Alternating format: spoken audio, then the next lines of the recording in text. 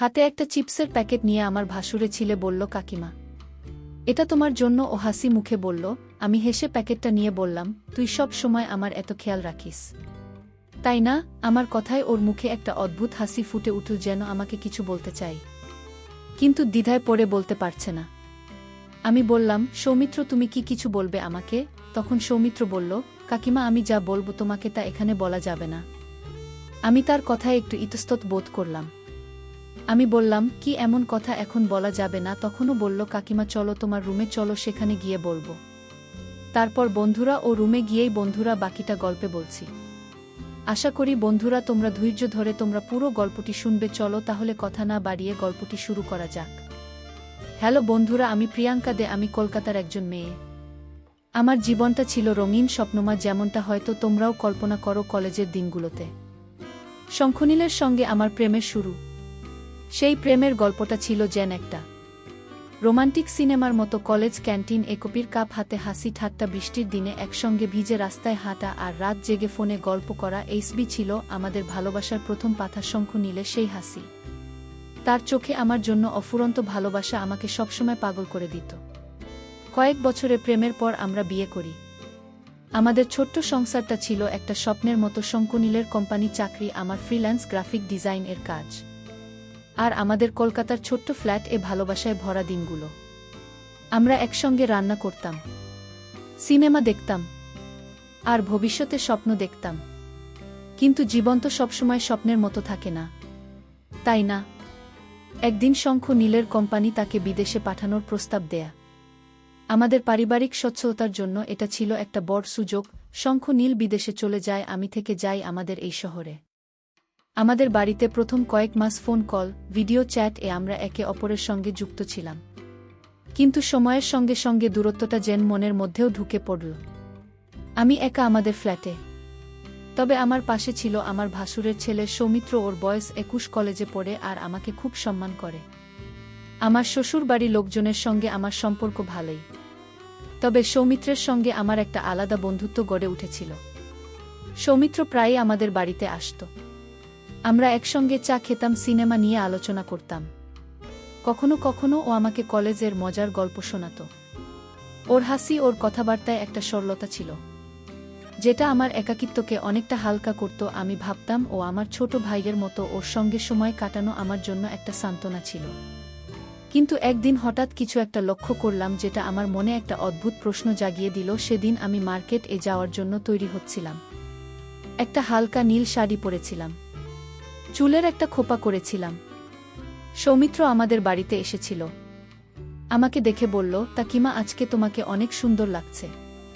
আমি হেসে বললাম, ধন্যবাদ সৌমিত্র, এই তো একটু মার্কেটে যাচ্ছি। কিন্তু চোখে একটা আলাদা দৃষ্টি ছিল, যেন আমাকে খুব মনোযোগ দিয়ে দেখছে। আমি বিশ্বাসটা তখন গুরুত্ব দিইনি, কিন্তু মনে মনে একটা অস্বস্তি জাগল। এরপর থেকে আমি লক্ষ্য করলাম, আমি যখনই বাইরে যাই সৌমিত্র যেন আমার দিকে একটু বেশি মনোযোগ দেয়া। আমি বাজারে গেলে, কোনো পার্টিতে গেলে, এমনকি আমাদের বাড়ির বারান্দায় দাঁড়ালেও ওর দৃষ্টি আমার উপর থাকত। আমি ভাবতাম, এটা কি আমার মনের ভুল, নাকি সৌমিত্রের কিছু বলার আছে? ওর এই আচরণ আমার কাছে রহস্যময় মনে হলো। আমি ঠিক করলাম, এর পিছনের কারণটা আমাকে জানতে হবে। সৌমিত্রের এই দৃষ্টির পিছনে কি লুকিয়ে আছে? ও কি সত্যিই আমার প্রতি কোনো অন্যরকম ভাবনা পোষণ করছে, নাকি এর পিছনে অন্য কোনো কারণ আছে? আমি ঠিক করলাম, এই রহস্য আমি উদ্ঘাটন করব। কিন্তু কিভাবে? সরাসরি ওকে জিজ্ঞাসা করব, নাকি আরও কিছু সময় লক্ষ্য করব? আমার মনের মধ্যে একটা দ্বন্দ্ব চলছিল। আমি শঙ্খনীল এর কাছে এই বিষয়ে কিছু বলিনি, কারণ আমি নিশ্চিত ছিলাম না। তবে আমার মনে একটা প্রশ্ন বারবার ঘুরছিল, সৌমিত্র, তুমি আমাকে এভাবে কেন দেখো? এই রহস্যের জট খুলতে আমার আরও সময় লাগবে। আমি ঠিক করলাম, আমি সৌমিত্রের উপর নজর রাখব।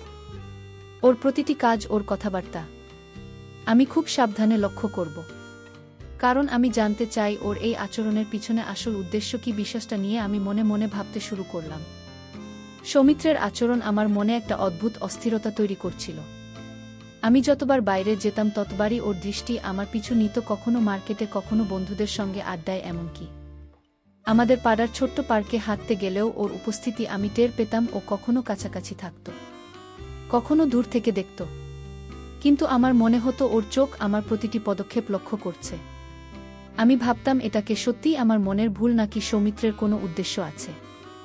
একদিন দুপুরে আমি আমার বান্ধবী কৌশানীর সঙ্গে কফি শপে দেখা করতে গিয়েছিলাম।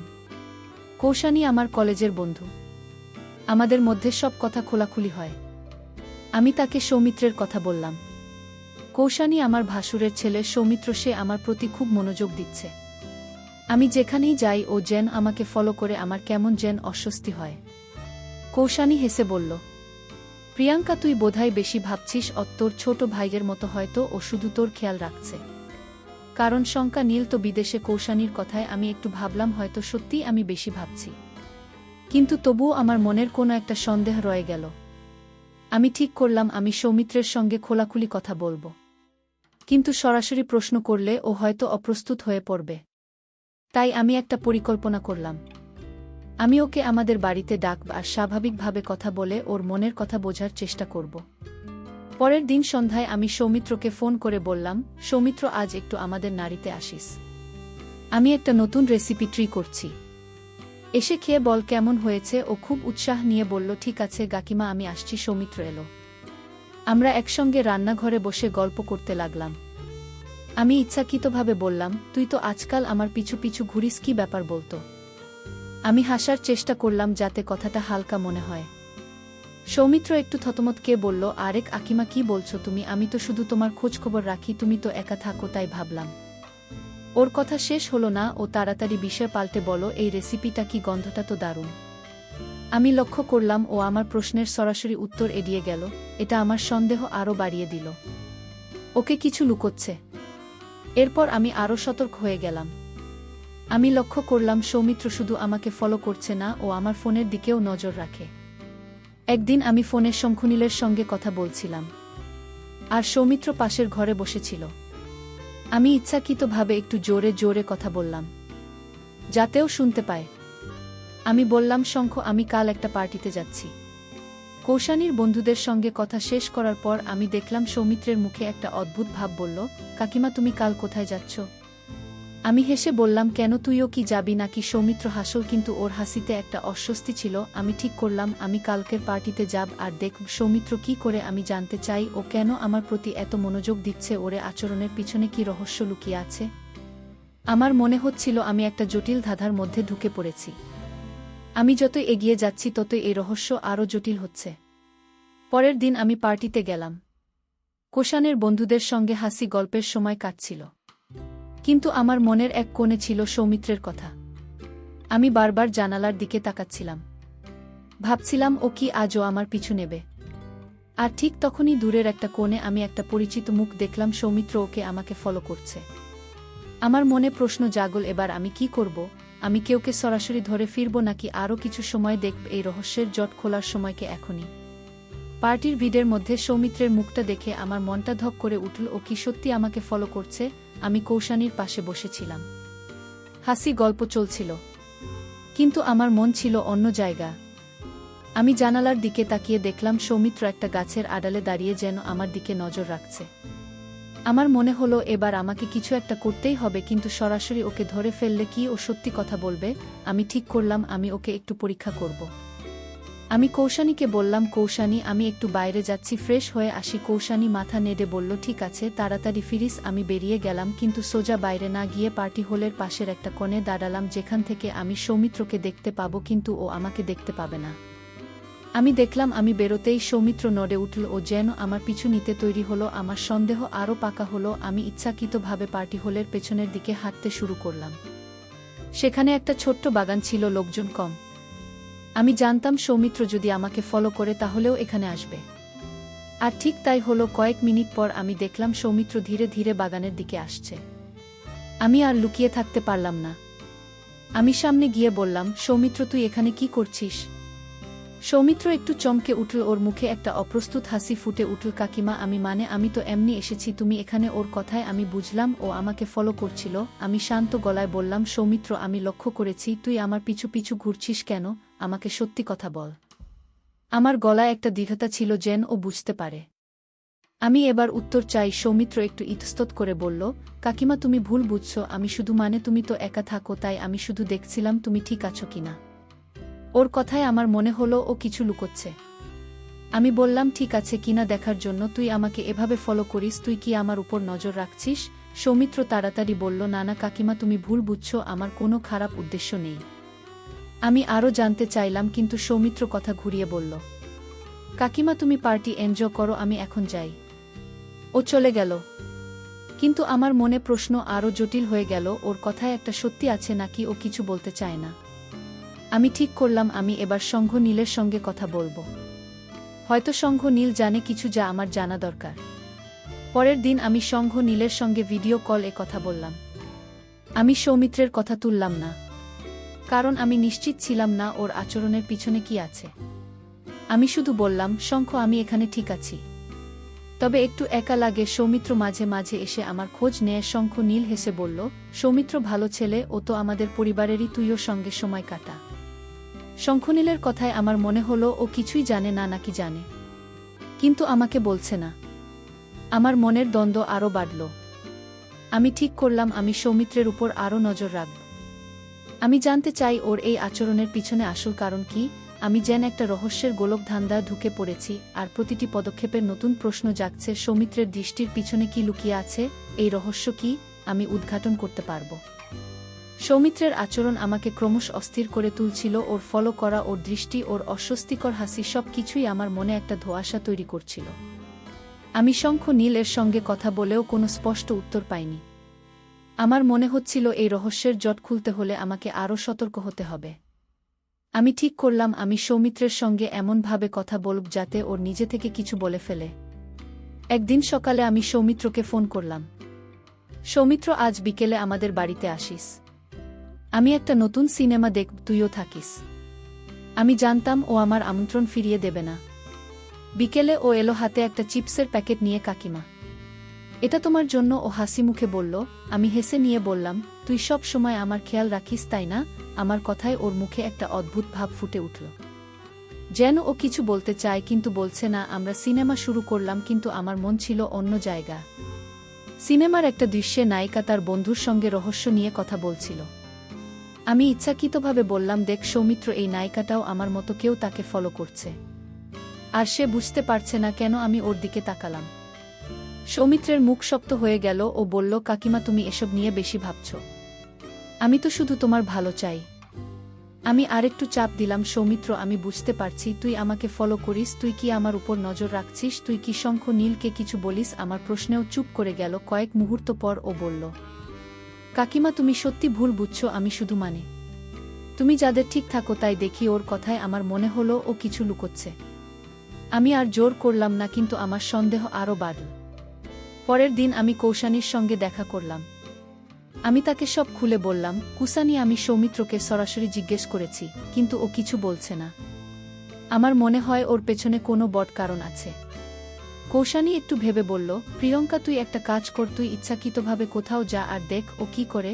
যদিও তোকে ফলো করে তাহলে তুই ওকে ধরে ফেল। কৌশানীর পরামর্শ আমার মনে ধরল। আমি ঠিক করলাম আমি একটা ফাঁদ বাঁধব। আমি সৌমিত্রকে বললাম, আমি কাল একটা আর্ট গ্যালারিতে যাচ্ছি, তুই যাবি? ও তাড়াতাড়ি বলল, না কাকিমা, আমার কলেজের কাজ আছে। কিন্তু আমি জানতাম ও হয়তো আমাকে ফলো করবে। পরের দিন আমি আর্ট গ্যালারিতে গেলাম। আমি ইচ্ছাকৃতভাবে ভিড়ের মধ্যে হাঁটছিলাম আর চোখ রাখছিলাম পেছনে। আর ঠিক তখনই দূরে একটা কোণে আমি সৌমিত্রকে দেখলাম। ও ছদ্মবেশে নয়, কিন্তু যেন লুকিয়ে আমাকে দেখছে। আমার ধৈর্যের বাঁধ ভেঙে গেল। আমি সৌমিত্রের দিকে এগিয়ে গেলাম। সৌমিত্র, এবার তুই আমাকে বলবি তুই কেন আমাকে ফলো করছিস? আমি আর অপেক্ষা করব না। আমার গলা রাগ মিশে গিয়েছিল। সৌমিত্র মাথা নিচু করে বলল, কাকিমা আমি কিছু বলতে পারি না, তুমি আমাকে ভুল বোঝ না প্লিজ। ওর কথায় আমার মনে হলো ও কিছু একটা জানে কিন্তু বলতে চাই না। আমি বললাম, ঠিক আছে, তুই যদি না বলিস আমি শঙ্খ নীল এর কাছে জানতে চাই। সৌমিত্রের মুখ পাংশ হয়ে গেল। ও বলল, কাকিমা তুমি কাকাকে কিছু বলো না, আমি পরে তোমাকে সব বলবো। ওর কথায় আমার মনে হলো এই রহস্যের পেছনে শঙ্খ নীলেরও কোনো ভূমিকা আছে। আমি আর কিছু না বলে চলে এলাম, কিন্তু আমার মনে একটা ঝড় বয়ে যাচ্ছিল। সৌমিত্র কি লুক হচ্ছে, আর শঙ্খ নীল কি সত্যিই এর পেছনে জড়িত? এই রহস্যের জটকে আমি খুলতে পারব। সৌমিত্র কথা আমার মনের মধ্যে ঝড় তুলে দিয়েছিল। ওর মুখের সেই পাংশুভাব, ওর চোখে সেই অস্বস্তি, এসব আমাকে আরও বেশি সন্দেহের মধ্যে ঠেলে দিল। ও কেন আমাকে ফলো করছে, আর শঙ্খনীলের সঙ্গে আর কি সম্পর্ক? আমি ঠিক করলাম এবার আমি শঙ্খনীলের সঙ্গে সরাসরি কথা বলবো। আমার মনে হচ্ছিল এই রহস্যের চাবিকাঠি হয়তো শঙ্খনীলের কাছেই আছে। সেদিন রাতে আমি শঙ্খনীলের সঙ্গে ভিডিও কলে কথা বললাম। আমি ইচ্ছাকৃতভাবে কথা শুরু করলাম হালকা মেজাজে। তুই জানিস সৌমিত্র আমার খুব খেয়াল রাখে, কিন্তু মাঝে মাঝে আমার কেমন যেন অস্বস্তি হয়। ও যেন আমার পিছু পিছু ঘরে। তুই কেউ কি কিছু বলেছিস? আমার কথার সংঘনের একটু হাসল, কিন্তু তার হাসিতে একটা অদ্ভুত ভাব ছিল। প্রিয়াঙ্কা, তুই বেশি ভাবছিস। সৌমিত্র আমাদের পরিবারের ছেলে, ও তো শুধু তোর খোঁজখবর রাখছে। শঙ্খনীলার বাধায় আমার সন্দেহ আরও বাড়ল। ও কেন এত হালকা ভাবে কথা বলছে? আমি আরেকটু জাপ দিয়ে বললাম, শঙ্খ, তুই কি সৌমিত্রকে আমার উপর নজর রাখতে বলেছিস? আমাকে সত্যি কথা বল। শঙ্খনীল একটু থতমত খেয়ে বলল, দেখ প্রিয়াঙ্কা, আমি শুধু ওকে বলেছিলাম তুই যেন ঠিক থাকিস, দ্রুত একা থাকিস। তাই ওর কথা শেষ হলো না। আমি বুঝলাম ও কিছু লুকোচ্ছে। আমি বললাম, শঙ্খ, আমি সব জানতে চাই, আমাকে পুরো সত্যিটা বল। শঙ্খনীল চুপ করে রইল। কয়েক মুহূর্ত পরও বলল, ঠিক আছে প্রিয়াঙ্কা, আমি তোকে পরে সব বলবো, এখন আমার একটা মিটিং আছে। ও কল কেটে দিল। আমার মনে হলো আমি এবার সত্যের খুব কাছে পৌঁছে গেছি। কিন্তু শঙ্খনীল কেন এড়িয়ে যাচ্ছে? আমি ঠিক করলাম আমি সৌমিত্রের সঙ্গে আরেকবার কথা বলবো। এবার আমি ওকে চাপে ফেলব। পরের দিন আমি সৌমিত্রকে আমাদের বাড়িতে ডাকলাম। আমি সরাসরি বললাম, সৌমিত্র, আমি শঙ্খনীলের সঙ্গে কথা বলেছি, তুই আমাকে সত্যিটা বল, তুই কেন আমাকে ফলো করছিস? শঙ্খনীল তোকে কি বলেছে? সৌমিত্রর মুখে আবার সেই অস্বস্তি ফুটে উঠল। ও বলল, কাকিমা, আমি সত্যি কিছু করিনি, আমি শুধু কাকা আমাকে বলেছিল তোমার খেয়াল রাখতে। আমি বললাম, কি খেয়াল? তুই কি আমার উপর গোয়েন্দাগিরি করছিস? সৌমিত্র মাথা নিচু করে বলল, কাকিমা, আমি কিছু বলতে পারি না, তুমি কাকার সঙ্গে কথা বলো। ওর কথায় আমার রাগ হলো, কিন্তু আমি নিজেকে সামলালাম। আমি বুঝলাম সৌমিত্র শঙ্খনীরা নির্দেশ ছাড়া কিছু বলবে না। আমি ঠিক করলাম আমি এবার শঙ্খনীলকে চাপে ফেলব, কিন্তু তার আগে আমি আরেকটা জিনিস লক্ষ্য করলাম। সৌমিত্রার ফোনে একটা মেসেজ এলো। আরও তাড়াতাড়ি ফোনটা লুকিয়ে ফেল। আমার মনে হলো এই মেসেজের মধ্যেও কিছু আছে। আমি কৌশানীর সঙ্গে আবার দেখা করলাম। আমি তাকে সব বললাম। কৌশানী বলল, প্রিয়াঙ্কা, এটা স্পষ্ট যে শঙ্খনীলার সৌমিত্র কিছু লুক হচ্ছে। তুই একটা কাজ কর, তুই শঙ্খনীলকে বল তুই সৌমিত্রার ব্যাপারে পুলিশের কাছে যাবি, দেখ। তখনও কি বলে আমি কৌশানীর পরামর্শে একটু ভয় পেলাম। পুলিশের কথা বলাকে ঠিক হবে, কিন্তু আমার আর কোনো উপায় ছিল না। আমি জানতে চাই রহস্যের পিছনে কি আছে। সেদিন রাতে আমি শঙ্খনীলকে আবার কল করলাম। আমি বললাম, শঙ্খ, আমি আর অপেক্ষা করতে পারছি না। সৌমিত্র আমাকে ফলো করছে আর তুই কিছু লুক করছিস। আমি কাল পুলিশের কাছে যাব। আমার কথার শঙ্খনীলের গলা ভারী হয়ে গেল। ও বলল, প্রিয়াঙ্কা, তুই এমন করিস না, আমি তোকে সব বলছি, কিন্তু এখন নয়, আমি কাল ফিরছি, আমি এসে সব বুঝিয়ে দেব। আমি অবাক হয়ে গেলাম, শঙ্খনীল ফিরছে, এই রহস্যকে এবার খুলবে। শঙ্খনীলার কথা শুনে আমার মনের ঝড় থামেনি, বরং আরও বেড়ে গিয়েছিল। ফিরছে এত তাড়াতাড়ি! আমার মনে হচ্ছিল এই রহস্যের জট এবার খুলবে। কিন্তু আমার মনে একটা ভয়ও জাগছিল, যদি এর পিছনে কোনো বড় সত্য থাকে যে আমাকে আঘাত করে। আমি সারারাত ঘুমাতে পারিনি, শুধু ভাবছিলাম সৌমিত্রার আচরণ আর শঙ্খনীলের গোপনীয়তার পিছনে কি আছে। পরের দিন সকালে শঙ্খনীল কেল্ল। ওকে দেখে আমার মনের মধ্যে একটা অদ্ভুত অনুভূতি জাগল, ভালোবাসা, রাগ আর বিভ্রান্তি মিশে গিয়েছিল। আমি ওকে সরাসরি বললাম, শঙ্খ, আমাকে এবার সব বলো, সৌমিত্র কেন আমাকে ফলো করছিল? তুই ওকে কি বলেছিস? শঙ্খনীল একটা দীর্ঘশ্বাস ফেলে পড়ল। প্রিয়াঙ্কা, বোস, আমি সব বলছি। শঙ্খ নিয়ে শুরু করল, তুই জানিস আমি বিদেশে গিয়েছিলাম আমাদের ভবিষ্যতের জন্য, কিন্তু আমার মনে সব সময় একটা ভয় ছিল। তুই এখানে একা, আর এই শহরে অনেক কিছু ঘটতে পারে। আমি চাইনি তুই কোনো বিপদে পড়িস, তাই আমি সৌমিত্রকে বলেছিলাম তোর একটু খেয়াল রাখতে। আমি অবাক হয়ে বললাম, খেয়াল রাখতে? তাই বলে আমাকে ফলো করবি, আমার প্রতি পদক্ষেপের নজর রাখবে? শঙ্খনীল মাথা নিচু করে বলল, আমি জানি আমি ভুল করেছি, আমার উচিত ছিল তোকে সব বলা, কিন্তু আমি ভেবেছিলাম তুই হয়তো রাগ করবি। আমি শুধু চেয়েছিলাম তুই নিরাপদ থাকিস। সৌমিত্রকে আমি বলেছিলাম তুই যেন কোনো খারাপ মানুষের সঙ্গে মিশতে না পারিস। ও শুধু আমার কথা রাখছিল। আমার মনে একটা মিশ্র অনুভূতি জাগল। আমি রাগও করছিলাম, আবার শঙ্খনীলের এই চিন্তার জন্য ভালোবাসাও বাড়ছিল। আমি বললাম, শঙ্খ, তুই আমার উপর ভরসা করিস না। আমি কি এতটাই অসচেতন যে তুই আমার পিছনে গোয়েন্দা লাগাবি? শঙ্খ নীল তাড়াতাড়ি বলল, নাহা প্রিয়াঙ্কা, তুই ভুল বুঝছিস। আমি তোকে খুব ভরসা করি, কিন্তু আমি দূরে থাকায় আমার মন শান্ত হচ্ছিল না। আমি শুধু তোকে নিরাপদ রাখতে চেয়েছিলাম। আমি চুপ করে রইলাম। আমার মনে হচ্ছিল আমি সৌমিত্রকে ভুল বুঝেছি। পরে আমি সৌমিত্রকে ডাকলাম, ও এসে মাথা নিচু করে দাঁড়াল। আমি বললাম, সৌমিত্র, আমি তোকে ভুল বুঝেছিলাম। আমি ভেবেছিলাম তোর কোনো খারাপ উদ্দেশ্য আছে। আমাকে মাফ করে দে। সৌমিত্র হেসে বলল, কাকিমা, আমি জানতাম তুমি ভুল বুঝবে, কিন্তু তুমি কার কার কথা রাখতে চেয়েছিলাম তুমি আমার কাছে পরিবারের মতো। ওর কথায় আমার মন হালকা হয়ে গেল। আমি শঙ্খ নীল এর দিকে তাকিয়ে বললাম, শঙ্খ, তুই যদি আমাকে আগে বলতিস তাহলে এত কিছু হতো না। আমরা একে অপরের উপর ভরসা করব, ঠিক আছে? শঙ্খ নীল আমার হাত ধরে বলল, প্রিয়াঙ্কা, আমি আর কখনো এমন করব না। আমি প্রতিজ্ঞা করছি। আমরা দুজনে হেসে উঠলাম। সৌমিত্র হাসল আমাদের সঙ্গে। আমার মনে হচ্ছিল এই রহস্যের জট অবশেষে খুলে গেছে। বন্ধুরা, সবশেষে আমি তোমাদেরকে বলব, বিশ্বাস আর ভরসা এবং গোপনীয়তা না রেখে প্রিয় মানুষের সাথে খোলাখুলি কথা বলা একটা সম্পর্কের ভিতর। কাউকে ভুল বোঝার আগে তার সঙ্গে কথা বলা উচিত। পরিবারের মধ্যে যদি ভালোবাসা আর বিশ্বাস থাকে তাহলে কোনো রহস্যই দীর্ঘদিন টিকতে পারে না।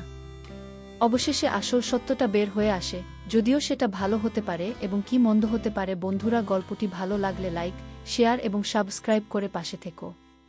কতক্ষণ ধৈর্য ধরে গল্পটি শোনার জন্য তোমাদের সবাইকে অসংখ্য ধন্যবাদ।